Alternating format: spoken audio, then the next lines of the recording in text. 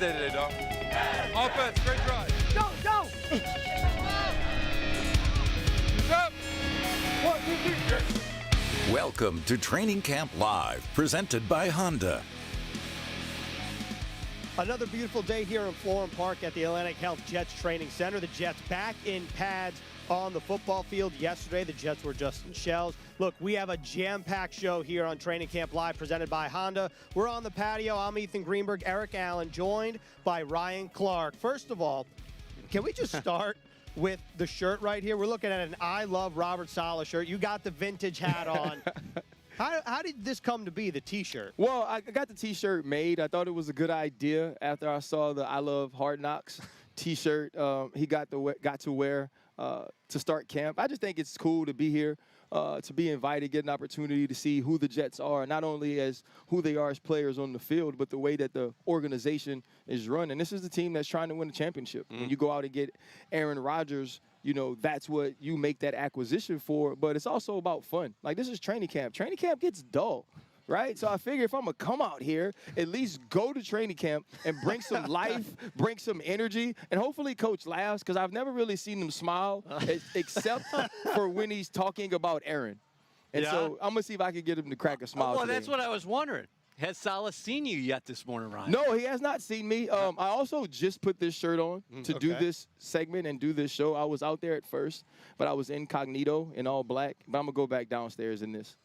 Okay, so you're going to go back downstairs. Yeah, I'm going back down in this, yes, as a supporter. Okay, well, you do a lot of things. ESPN, The Pivot, and you mentioned Aaron Rodgers. We're obviously going to talk about him. You've had some of the Jets on your podcast before. Sauce Gardner, Garrett Wilson. I mean, the clip of Garrett talking about the rookie dinner last year went viral. As humans, Robert Saleh and Joe Douglas, they value character. When you speak to guys and get to know guys like Sauce Gardner and Garrett Wilson, what do you know about their mental makeup and what they mean to the Jets organization? Well, I mean, the first thing is they're supremely talented, which always helps, right? Like, this game is a game of starts and stops and speed and acceleration and catch radius. And obviously those guys have that level of talent, but it's also their competitiveness. When you get people into your building that's going to be the linchpins of your franchise, they have to want to compete. Right, if you look at Sauce Gardner, he wants the best wide receiver each and every week. But he also said on our show, but I know I have DJ on the other side, and I don't have to do that. As a team, we understand that we can play, and I have full confidence in him. And I think at such a young age, being able to make that assessment and understand that it's not about where I put myself, it's not about what I do individually, it's about the team. And then you look at Garrett Wilson last year with the quarterback carousel between Mike and Zach, still being able to put up the numbers that he did. But the one clip you have of him after a game being frustrated is about what the team did. He didn't say, I didn't get the ball. It was that what we did isn't going to make it. And I think those are the type of people you want in your locker room if you're expecting to be great over the next decade. You were a great leader in your day. Now, what is your reaction when Sauce Gardner goes to the podium yesterday and says, you know what, I got to step up in a leadership role, and it's just year 2. And the thing that he said that really caught my ears, said, I have to take people with me. And then on top of it, not only is he showing the maturity here at One Jets Drive, but he goes back to Cincinnati, follows through on a promise to his mother, and gets his degree. Yeah, I mean, if you look at Sauce, it seems that his word matters, though. And a lot of times, especially with newer generations, because they've been recruited their entire lives, because they've been treated a certain way, there's sometimes a sense of entitlement. But people see Sauce Gardner where he is now. They don't see the 3-star athlete that didn't get the Ohio States, that didn't get the opportunities to go to those Power 5 schools, that had to go to Cincinnati because he was 140 or whatever it was coming out of high school. And he's made himself this. And this is a kid that doesn't drink, a kid that doesn't smoke, a kid who's always said that being from 7 Mile has made him who he is. So why would he change that? And I think we're in a different age now where young men and young players have to step out and say that they're stepping into a leadership role. But I'm sure Sauce Gardner was thinking about this and implementing this in his actions far before he ever said it. Yeah, he said that he wants to become more vocal in year 2. He started to do that at the end of year 1. And taking a look right now at number 8, Aaron Rodgers, and the quarterbacks, really the whole team just going through warm-ups. Ryan, when a team that has young talent like Garrett Wilson and Sauce Gardner, then you bring in this guy, Aaron Rodgers, what is, in your opinion, realistic expectations from the jump early in the 2023 season? Well, I think the first realistic expectation is to think that it'll take time. Right? It doesn't mean that they come out right away in week 1 and score 40 points. There's going to have to be some chemistry that you can only learn by playing the game. You can only learn by experiencing things inside of stadiums together, which I wouldn't gather or guess that Aaron Rodgers gets a lot of time to do in the preseason. And so it's going to take some time for those things to gel. But when you look at bringing over someone like Alan Lazard, so you can have some of that chemistry already, obviously everything that he's worked on with Garrett Wilson throughout the offseason, being here at the OTAs and practices, and now in training camp, I expect those things to happen fairly quickly, but it's a complementary game, right? Special teams, defense. And so if there is taking some time, like we saw with Tom Brady, even though there was the Mike Evans and all the different players that he had at his disposal, Rob Gronkowski, it still took time for Tampa Bay to become a championship team. And I think there has to be patience here with the Jets, but there's no reason this team shouldn't compete to win the AFC East. And if playing well going into the playoffs, be one of those top 4 teams that have opportunity to go to Super Bowl. You made it as an undrafted free agent. What is it like for guys trying to battle to earn a spot on the roster? What is camp like? Well, every day you just think you're going to get cut when you're undrafted, to be honest. But that, for me, was always my mindset in camp because that was how it started. But I do think that what you can't do mentally is cut yourself. You can't start counting numbers. You can't let every play be the entire assessment of what you've accomplished, what you've done, or your level of success. And if you can do that and just focus play by play on being the best you, I think that's the best way to do it. And you should enjoy camp. You know, there are millions of people who have played this game and who want to be at this level that don't get this opportunity to attempt to make an NFL team. That's a privilege. That's a blessing. And I think you should approach it as such. I'm glad that EA brought up being an undrafted free agent because the Jets have a talented young undrafted free agent safety from last year named Tony Adams. And I'm excited to see what you think of Tony Adams as you watch practice. But when you take a look at the defense right now, talking about guys like Sauce Gardner, DJ Reed, Quinnen Williams, and the defensive line, obviously the strength of the unit. What is the safety's role when you have talented players at every level? And the Jets have a talented safety group led by Jordan Whitehead. What are you going to look for today from the safety group in particular? I mean, the first thing is always communication. Communication and effort. Like, those are the things that you can really analyze while watching practice. If I don't know the coverage, then I don't know what the hell they're supposed to be doing. But if you can see that they're continuing to communicate, tying the entire defense together. And you also have to think there's going to be competition at that position. Chuck Clark was brought over from the Baltimore Ravens. He's injured. Now you have Adrian Amos. You have a young guy who's in his second year, but they've already been talking to me about the way that he's made plays, how the ball just finds him. And that's a compliment because you don't know yet what level of skill is making these plays. But when the ball finds you, that's that Tyrann Mathieu, that's that Charles Woodson, Ed Reed sort of thing. And then eventually you go, oh, no, they just find the ball. And so I think it's about continuing to build that chemistry. But when you have a Sauce, when you have a DJ, when you have a Rush, C.J. Mosley in the middle, safeties is about doing your job, right? Coach LeBeau used to always tell me, give us another blade of grass to defend.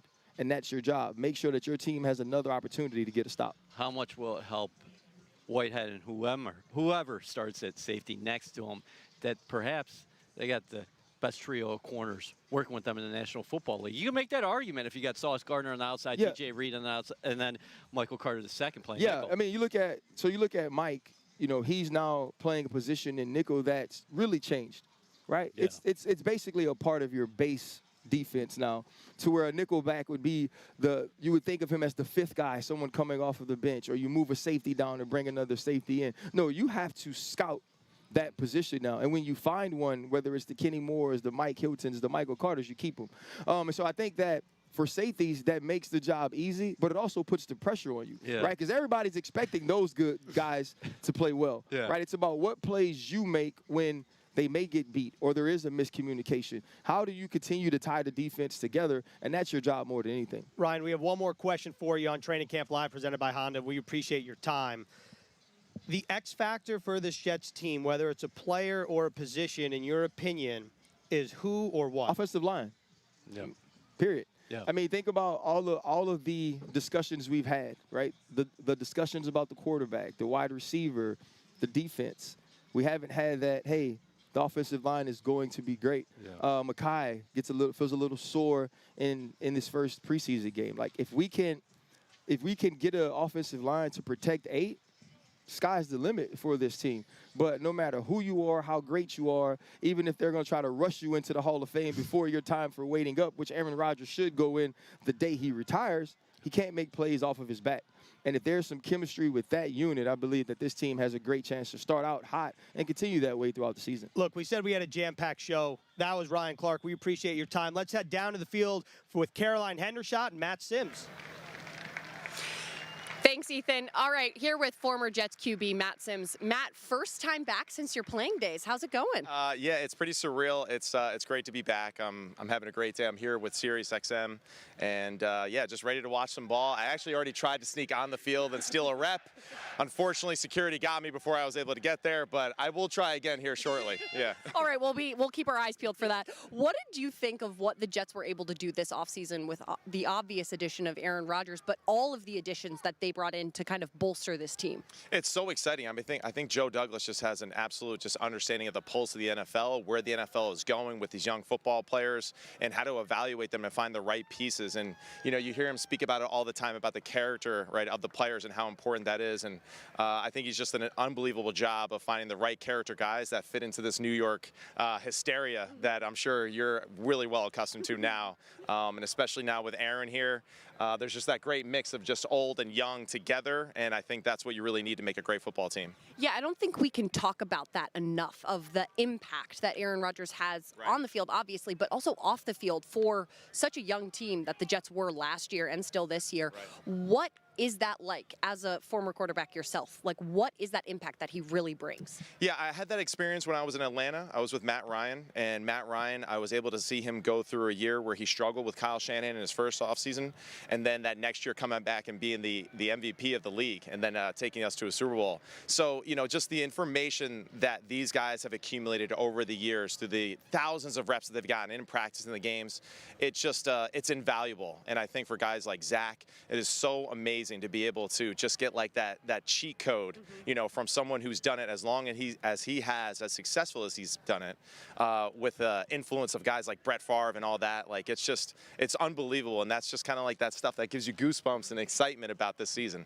Awesome. Thanks so much for the time, Matt Sims. It's great to have you back in Florham Park. Yes, thank you. I'll see you on the field. All right, I'm going to be out there. Okay.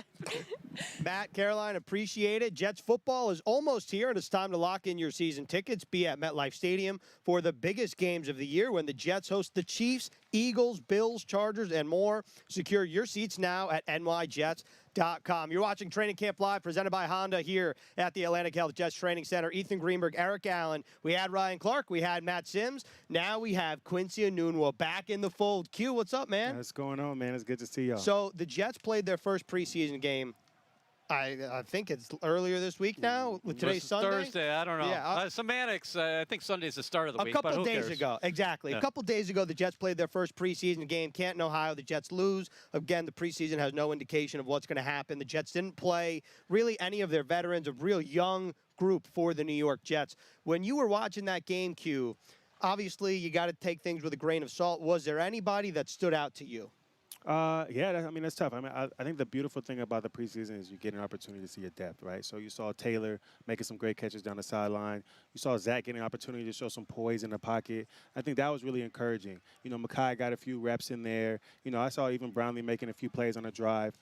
So on the offensive side, you know, you're excited to see that. Bryce Huff, again, an explosive player, a guy that, you know, you can put him in and he's going to make those plays. You know, he got a sack in a preseason game. That's not easy to do all the time. Sometimes you get into the preseason, you want to make as many plays as possible, but it's just so hard. You don't have as many reps. So for him to go in there and make a big play like that, you know, it's exciting to see. We're watching Zach Wilson right now warm up as the Jets resume practice out here at One Jets Drive.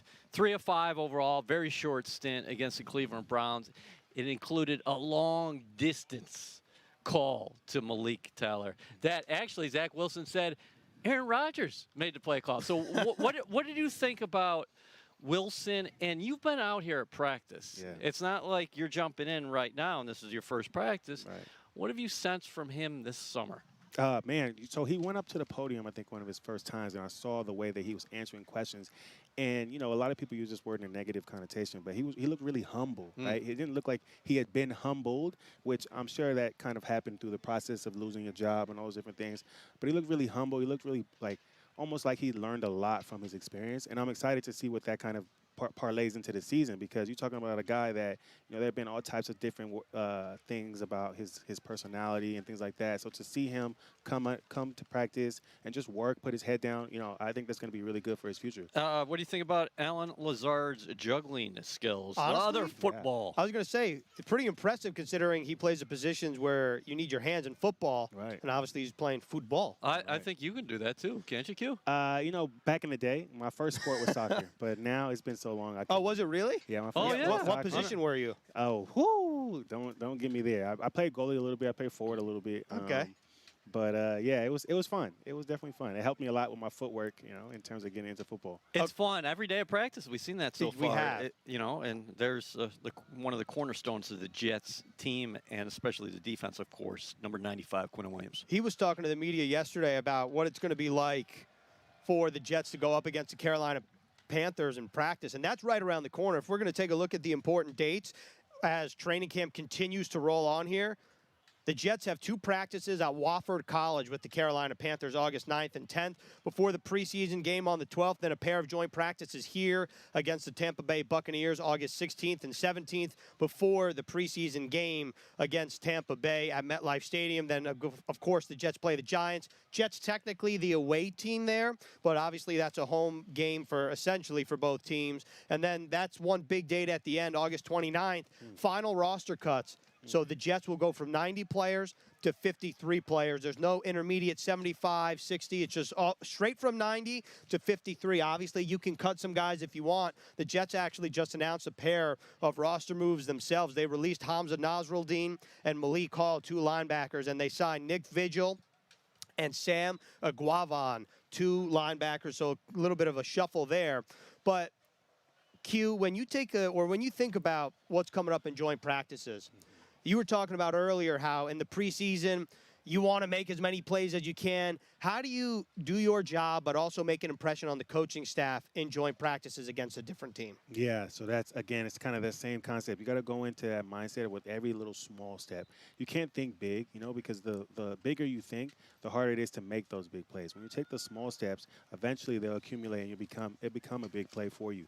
Every day taking the right step, taking the right move every day, doing these little drills right here the right way every day will ultimately help you make those big plays. Speaking of small steps, we're on the balcony here, and I'm watching below Garrett Wilson, number 17, doing some high knees out there, getting his workout in. Robert Saleh indicated after practice yesterday that Wilson expected to return Tuesday to practice on a limited basis, and we'll have to see his availability during the week. Of course, you're sitting here in August, no reason to push him back super quickly, but look he's out there moving quite well here in warm-ups. And I think if you're a Jets fan, and we're talking about joint practices, you want to see Garrett Wilson against the Panthers' young secondary and J.C. Horn, and that would be an exciting matchup. But when you take a look at this Panthers team, EA, are there players that stand out that you think will be either a good test for the Jets or you just want to see a one-on-one? Well, listen, you just mentioned J.C. Horn, a very good cornerback. I love that the Jets are going to be able to rush Bryce Young, the #1 overall selection in the 2023 draft. But for me, just to echo the sentiments of Ryan Clark, we got to see how this Jets offensive line continues to develop and emerge together here throughout the summer. And Max Mitchell's been taking a lot of the first team reps at right tackle. Maybe he's going to see a guy like Brian Burns. And you could just you could extend it beyond Max Mitchell, because you got Billy Turner, who opposite him has been taking a lot of first team reps. So we'll have to see how the matchups all develop there.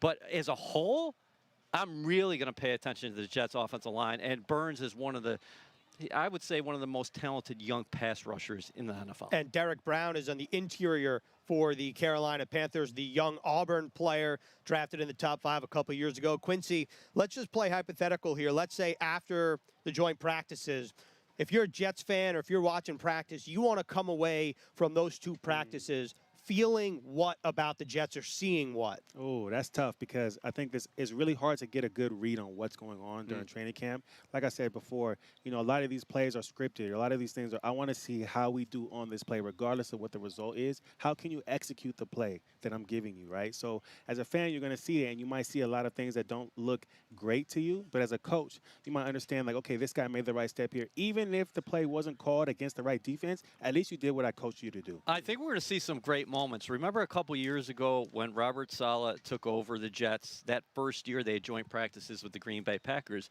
and Rodgers was a Packer, of course, and Zach Wilson was selected number 2 overall in the draft, and you had all those little conversations that people picked up on it. I think what we're going to see in Carolina and Spartanburg, South Carolina, is some conversations, some words exchanged between Aaron Rodgers and Bryce Young. That's going to be pretty cool. Yeah, I think it's going to be awesome. The reason why I asked the question is because similar to what you were saying about 2021, the Jets had practices with the Packers and Eagles, and you could see the Jets were in a building state where the Eagles and Packers were in a state where, like, we're coming. Yeah.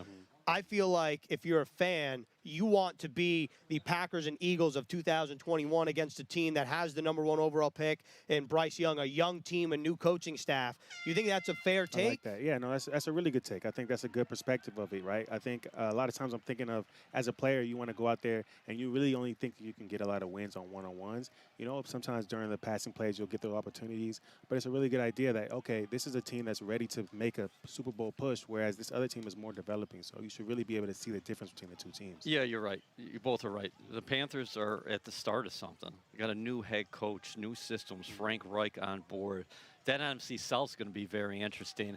A lot of people would say that's up for grabs. AFC East might be up for grabs as well, but you would say that on paper the Jets are going to be playing in a much tougher, much more difficult division. I'm glad we're showing the defensive line right now because I'm going to tease this and cross my fingers that it happens. We are expecting to be able to show one-on-ones in a bit, and that would include the offensive and defensive line. Quincy was talking about Bryce Huff in the game earlier. I want to bring up Will McDonald. That was his first NFL game. Granted, it was the preseason.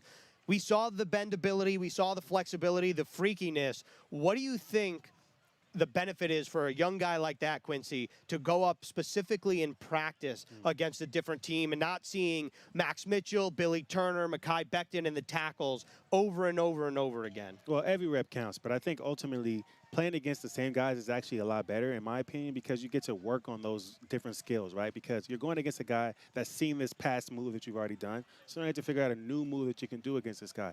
And that ultimately helps you once you're playing other teams, because now you have so many different moves in your arsenal. Whereas if I'm playing new people every time, I may not change up these skills until I get beat. Where here, I might get beat every day, and I have to keep getting better and keep training myself to find new moves. All right. We got to go back down to the field. Caroline Hendershot, I said it was a jam-packed show. Now standing by with Ian Rappaport. You're right, Ethan. I'm here with NFL Insider Ian Rappaport. Ian, thanks so much for jumping on the show. What have you thought about what you've seen from the Jets / heard from the Jets so far this season? It is surreal. I mean, it is surreal. And, obviously we've known Aaron Rodgers is going to be a member of the Jets for quite a while, for several months, even before he went on the Pat McAfee show and kind of announced he intended to be a member of the Jets. This has sort of been fait accompli. I knew this. It's obvious. And yet still seeing him run drills behind me, it's pretty surreal, honestly. I mean, he looks great. He throws the ball like he always does. Everything is so smooth and so athletic and so in rhythm. It's a lot of fun, and I think the Aaron Rodgers part of this is very cool. But there's a lot more. I mean, I don't remember seeing fans like this. I don't remember stands like this. I mean, this looks like a really, really cool operation here for the Jets. So obviously the Jets last year were a young team, had a young core. They still do with Sauce Gardner, Garrett Wilson coming back. What do you think about the combination of a veteran like Aaron Rodgers and that young core? It is really interesting because, they have some veterans at important spots. Quarterback, obviously the most important, but then a lot of the really, really good players, off the edge, corner, receiver, are young. Now, when you have a good mix and you're really talented, a lot of times those things can take care of themselves. And I think, what's really important is if you get one really good veteran in each room. You have Rodgers, you have Randall Cobb. we'll see if the Jets end up adding a veteran running back who may or may not have been out of practice here a couple days ago in Dalvin Cook. But having a good veteran in each room, I think, will help maybe alleviate some of the nerves or some of the sort of inconsistencies. And that's how you kind of build a solid team, you know? Well, so they have all training camp said that they're not putting these expectations on themselves. They're not listening to the outside expectations. But what are your expectations of this Jets group? Should be really good. I mean, I heard it too. You know, I talked to Robert Saleh before practice. First thing he says is, you know, long way to go. And I'm like, definitely get it. On the same page. He knows way more than I do. But this should be really good. And I think for Jets fans, and I'm from New York, I happen to know a lot of Jets fans, the expectations are kind of what I would imagine too, which is a really good rising team that makes the playoffs, and then we'll see. I mean, once you get in the playoffs, it's all out there. However it happens, whatever path is, if you are in the dance, then you have a shot. And I think when you have a veteran quarterback who happens to be awesome, you have a better shot than most. And that's sort of where I expect this team to be. Awesome. Thanks so much for the time, Ian. We appreciate it. All right, thank you. Rap sheet, Caroline, appreciate the time. As I was saying earlier, the Jets next suit up against the Carolina Panthers on Saturday. Make sure to watch it, WCBS at 4 p.m. And let's just pick up kind of where we left off. We were talking about Will McDonald a little bit. The progression, EA and Quincy, let's start with UEA, that you want to see throughout the next couple weeks, not just Panthers week, but also the Bucs and the Giants game. When we sit here or stand here talking about the progression of Will McDonald from the beginning of training camp to the end of it, what do you hope to say? What do you hope to see before the regular season? Just stack good days together, be consistent. That was a very encouraging start from Will McDonald. I think he had 2 tackles, a couple quarterback pressures. We saw that patented spin move that he is basically perfected, copying Max Crosby, a longtime NFL pro off the edge. But you saw that on 3rd down where the Browns are trying to execute a passing play there. He gets the tackle off balance, spins right by him. He's got tremendous athleticism. And one thing that we talked about in Training Camp Live, the special installment from Canton, the Pro Football Hall of Fame game with Rex Ryan, the Jets assistant GM, is Rex Hogan. Yeah, so jeez. You know, funny enough, I got a phone call from my work office or on the work phone from Rex Ryan the day after the Canton game. Yeah, so you know why I was thinking about Rex is Darrelle Revis' speech yesterday. Of course. So, but Rex Hogan, we were talking to Rex Hogan about it, of course, is that spin move, he's got an arsenal of pass rushing moves. Yes, he does. And Quincy, the spin move on full display, how beneficial is it for Will McDonald? Like Robert Saleh says, when he puts on the weight and he's able to jostle between power, speed, spin, that's when it's going to come to fruition. But as a rookie, when you don't have a full off season to put on the lean muscle that you want to, right, how much is a guy like that going to benefit from stunts and gains and just having the bendability and freakish athleticism to naturally get home to the quarterback? Yeah, absolutely. I think it's a great thing that he's in his defense because he gets opportunities to get plays ran for him, right? So it's going to be different guys being able to just kind of create some space for him so that he can go one-on-one and make the plays that we know he can make, right? You're talking about a guy that has long arms. The minute he can put on more weight, he can use some of that size and strength a little bit better. But right now, he's got the speed, he's got the bend, right, he's got the spin. So it's amazing to see, and you're really excited to see what happens as he continues to develop. Yeah, nice correction by you, Greens. Shout out to Darrelle Revis and Joe Klecko for getting inducted into the Pro Football Hall of Fame. And I love the synergy here because Revis was a lockdown cornerback. The Jets have a lockdown cornerback themselves entering year 2 in Sauce Gardner. And then, of course, Klecko, famed member of the New York Sack Exchange. In this, I think, potentially one of the most deepest, I would say, and talented defensive lines in franchise history. This one. Yeah. It has the potential to be. Yeah, I loved what you just said right there. And this defense should be absolutely exciting to watch. We're under 10 minutes away, hopefully, from showing one-on-ones here on Training Camp Live presented by Honda. Literally, the offensive and defensive lines going at it in pads. We haven't been able to show that all training camp. Hopefully, we can do that in just a few minutes here. I wanted to keep going on basically what's our rookie report, our rookie-like follow-up. We started with Will McDonald. I just want to go pick by pick. I know we're taking a look at Quinnen Williams and Jermaine Johnson, and I'm excited to see both of those guys against the Carolina Panthers. But round 2, the Jets select Joe Tippmann.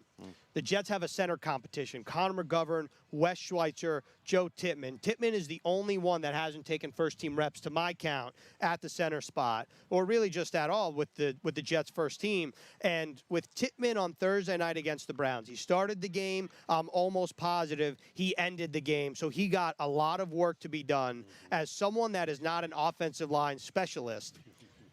And I'm interested to hear what Robert Saleh says about Tippmann in particular.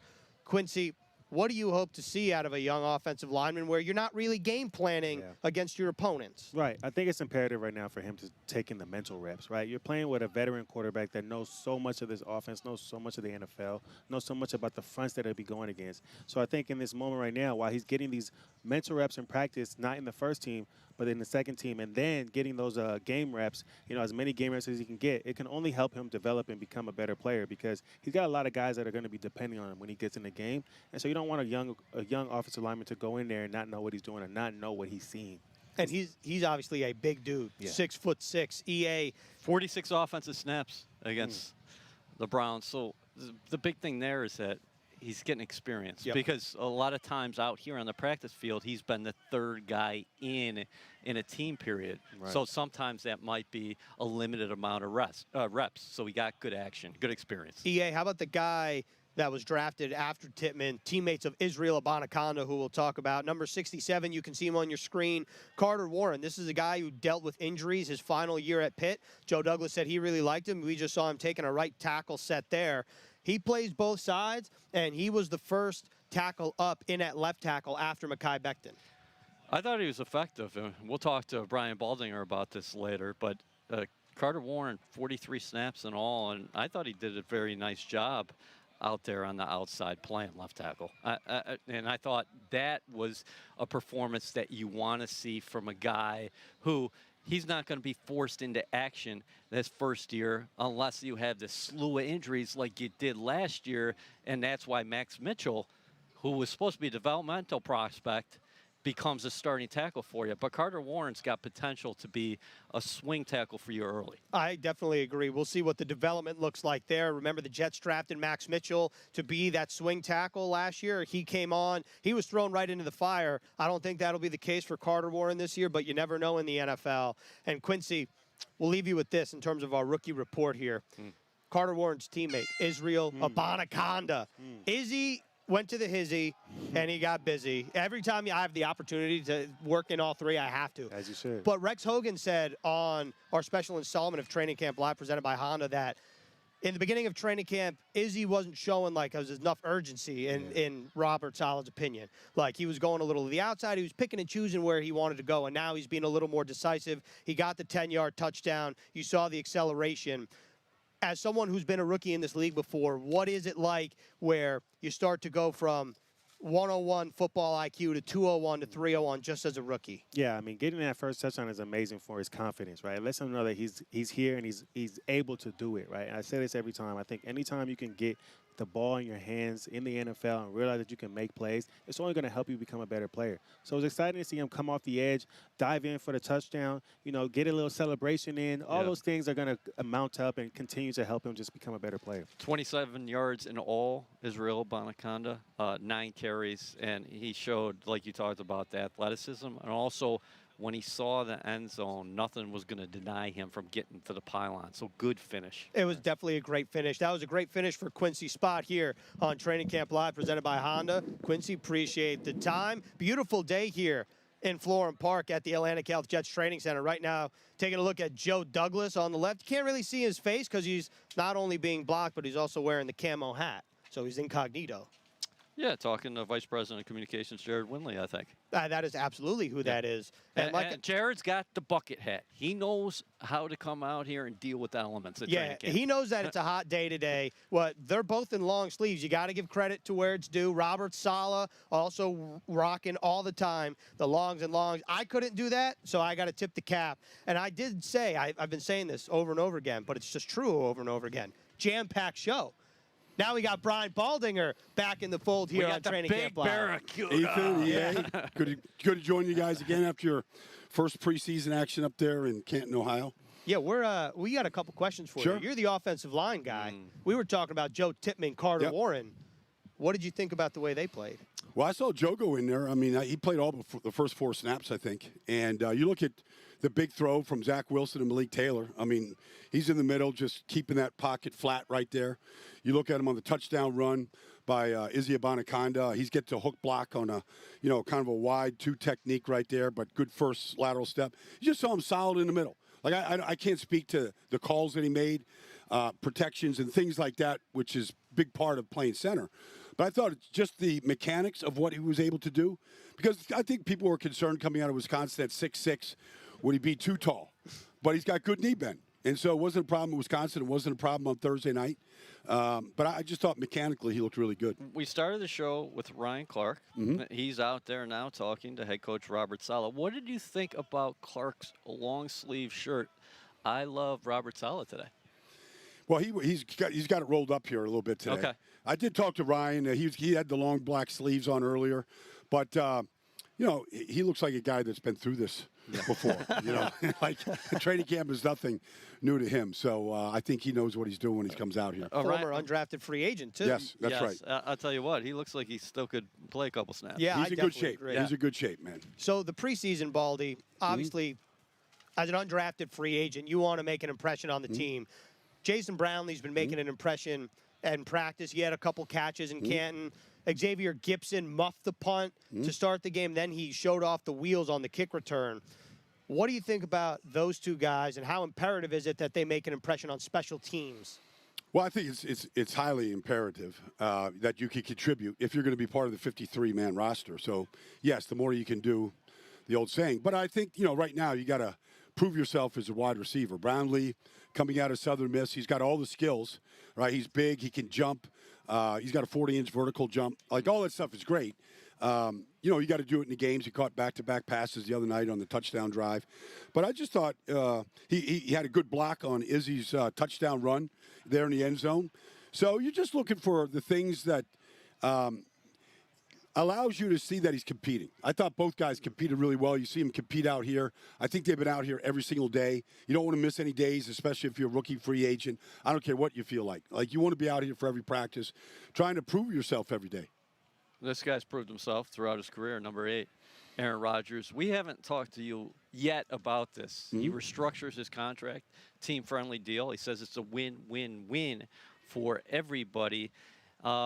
What does that say about Aaron's headspace as he enters year 1 with the Jets? Well, he's all in. He's all in, EA. I mean, that's been clear to all of you, everybody in the building, just the effort that he's gone out of his way to meet everybody, and just all the, he hasn't been mic'd since 2011. He's been mic'd up here for Hard Knocks. And so, he's whatever it is, he's all in.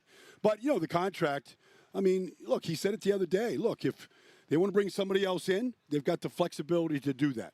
And so I think he's looked at Tom Brady and what he did in Tampa and throughout his career. I think he's looked at what Matt Stafford did in Los Angeles, and they brought OBJ in. It was a big part of their run to the Super Bowl. Like, all that stuff. He knows that whatever the roster is right now, it might not be complete. You might have to add a piece, just depending on what the situation is. And so he's given Joe Douglas in the front office a great deal of flexibility right now. We have about 2 minutes until one-on-ones here, which we'll show on Training Camp Live, presented by Honda. And, Baldy, you're like the encyclopedia of the NFL here. So before we actually see the one-on-ones, I want to know a little preview here. Jets-Panthers, what matchups, what players should Jets fans be watching when the Jets go down to Spartanburg, South Carolina? They have one of the elite edge rushers in this business in Brian Burns, and he's going into his 4th year.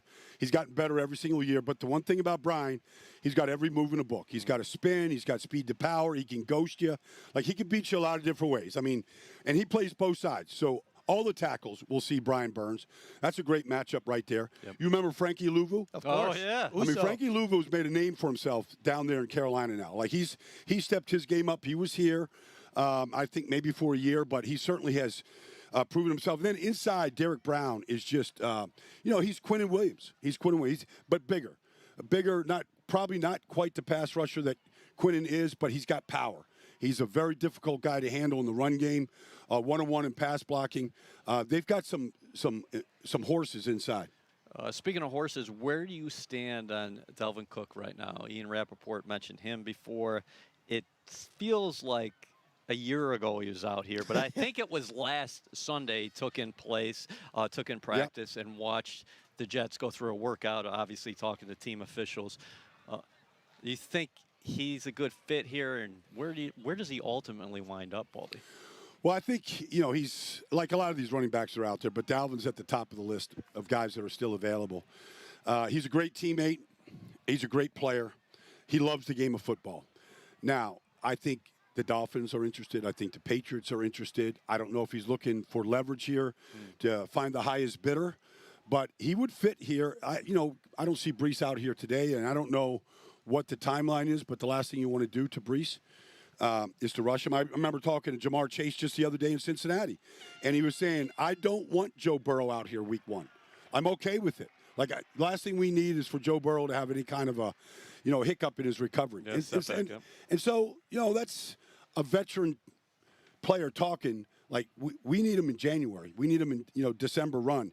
And I feel like Dalvin can help this team in a lot of different ways, though. Just the veteran experience that he has. And it's not to knock Michael Carter or Izzy Abanikanda or anybody right here. Like, he can help this football team. All right, we're about to take a look at one-on-ones here. The Jets' offensive line against, as Brian Baldinger called them, the Barracudas of the Jets' defensive line. A lot of good matchups here. The Jets have been rotating at tackle, mostly between Billy Turner and Max Mitchell. EA, the last time one-on-ones took place in a practice, we were watching Highway 77, as Baldy likes to call him, Mekhi Becton, and he looked really good. He strung together a couple good practices. Good couple snaps in Canton before he pulled himself out, said the turf really wasn't responding to his knee well. So as we are gearing up here, is there a player, Baldy, whether offensive line or defensive line, you're most excited to watch? Well, I think you have to be excited about what Will McDonald has looked like, what he did the other night in Canton, and just his explosive moves, his ability just to change direction. He moves differently than just about everybody else that's down there. So, I think that, just watching Bryce Huff the other night just get off on, elite takeoff, like you're looking for that. I think that was Will right there. That was Al Woods and Connor Al Woods. Govern You're going in the inside middle. here. We're looking at right down the line there, of scrimmage right here. But big ticket, there's 77. Mekhi. Yeah, Mekhi's getting set right here. All right, so you got 5 guys up there right now. You got Max Mitchell over there at the right tackle. I believe that was Quinnen. I think that was Quinnen on Brett Lang. So they're working one-on-ones here across the board. It looks like each guy is getting like 2 reps right now. This looks like JFM against the right tackle right there. That's Max Mitchell, JFM. All right, well, you give that one to John Franklin Myers right there. Just being able to just jerk him down to the ground right there. Any quarterback is going to see color getting at him. He's not going to stay in the pocket. This is ticket, I think, right here. Yeah, it is. He has 92. Ife Odenegbo. Yeah. The key for Mekhi, honestly, is just when he gets his set right, and he just had a good set, like he's hard to beat in this business because his contact point, you're not going to run through him. There's a guy who's got a nonstop motor, Solomon Thomas. That's what Solly's been.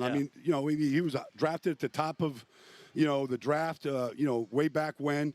And, he's been a guy that has found his role in this league, which is basically, a rotating guy that can play any of the positions inside, especially on third downs. That was Tanzel Smart and Tristan Colon. Now, Colon is a guy that the Jets like who was in Baltimore, and he'll give you some position flex up there because he can play center and guard. Well, you need that, though. You need that. It's a long season. We've seen the Jets, honestly, it's been a while since they've lined up 5 guys and played. So you need guys that can line up on Sunday, that can snap, that can play guard, that can go up and down like a piano man. You just need a guy that, can finish a game for you. If you got to start, you got to start. There's Carter Warren and Jermaine Johnson. You liked what you saw out of Warren in his pro debut. Yeah, I did. Yeah. Well, I did. I liked his set. I thought his set was really, really good. That's where it all starts for a tackle. It's just getting off on the snap, all right, and just getting comfortable. He looks like he might want to. Oh, here we go. Greg Sinat, Bryce Huff. Yeah. Okay, well. With the back shot of the referee there. Ref, get out of the way. Come on, what are we doing here? Well, you saw Bryce get a sack last night. He's just a very high win rate coming off the edge in this business because of his takeoff. Right there, that's Marcus Spencer against number 64, Chris Glazer out of the University of Virginia. The Wahoos. Yeah. I'm excited to see what Joe Tippmann still does going. here. Here we go. Yeah, this is Tippmann. Yeah. I believe this is Tippmann there. Tippmann, Tanzel Smart. Nice job locking him up. No, it's a lockup. Yep.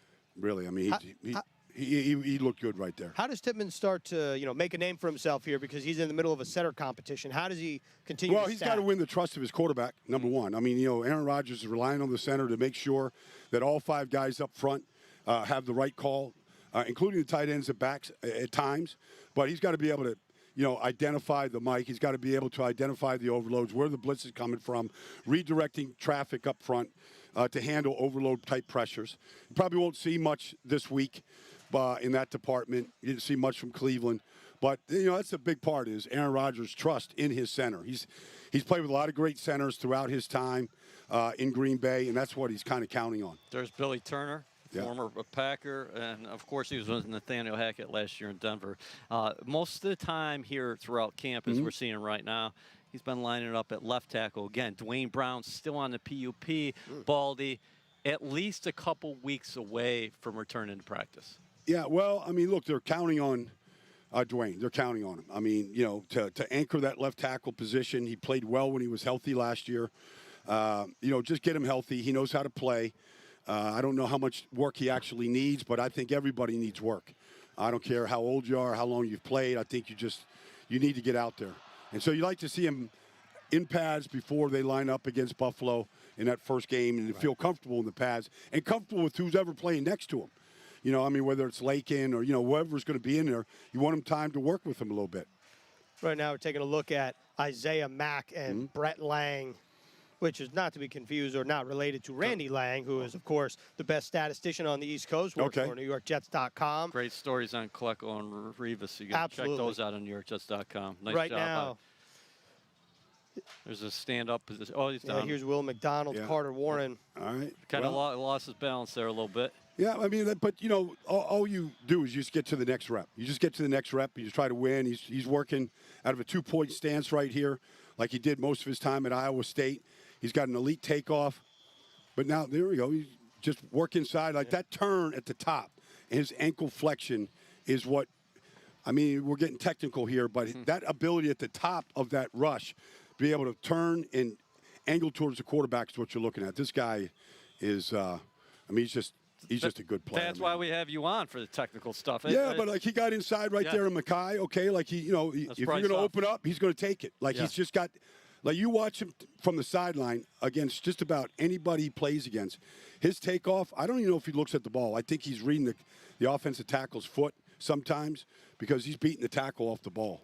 Yeah, Huff is such an ultra-productive pass rusher anytime you get him in the game. Remember, I go back to the Buffalo game, which was perhaps the high point of the Jets season. It was. Taking down the Bills. Sure. And Josh Allen and the Bills offense, how many times have we seen him before in late game situations where they'll go down and either tie it up or win the game, and the Jets come up with a big stop, and that was a huge strip sack of Allen. That's Deslin Alexander, the undrafted free agent out of Pitt, the third Pitt teammate on this team, part of the rookie class, the other two being Izzy Abanikanda and Carter Warren, who, of course, we saw earlier. There's Jermaine Johnson again, Grants. Yeah, this is Jermaine Johnson donning 11 against Max Mitchell. See, now, okay, he actually grabbed some grass right there, turning the corner. I was with T.J. Watt the other day. You want to be able to get that low and bend. Now, he didn't keep his feet, but when you turn the corner and you're that low and you're grabbing grass as you bend around that tackle, you want to be able to keep your feet right there. Now, here, that's a good job of just sitting on a guy. That's Greg Sinat against Ife Odenegbo. I think sometimes, honestly, in this drill, they blow the whistle too quickly. Really? Because, I mean, I want to see, because a lot of sacks just come out of effort, where you just, even Bryce Huff sacked the other night. He got inside, the back came to chip him, and he just kept working. And he was able to get to Kellen Mond. But, if you blew the whistle in this drill, he wouldn't have gotten to the quarterback. So I believe in giving it an extra tick. That was fun. The only problem I had the whole segment was Baldy's was apologizing for getting too technical. This was awesome, man. We live for the technical stuff. Yeah. We'll see what happens. The Jets' next practice. You're not getting that anywhere else. Tuesday, and then they practice against the Carolina Panthers. We'll be live Wednesday, August 9th in Spartanburg, South Carolina. For everyone that was on the show, Ryan Clark, Quincy Enunwa, Caroline Hendershot, Matt Sims, Ian Rappaport, and Brian Baldinger, thank you for watching Training Camp Live presented by Honda, and enjoy your Sunday.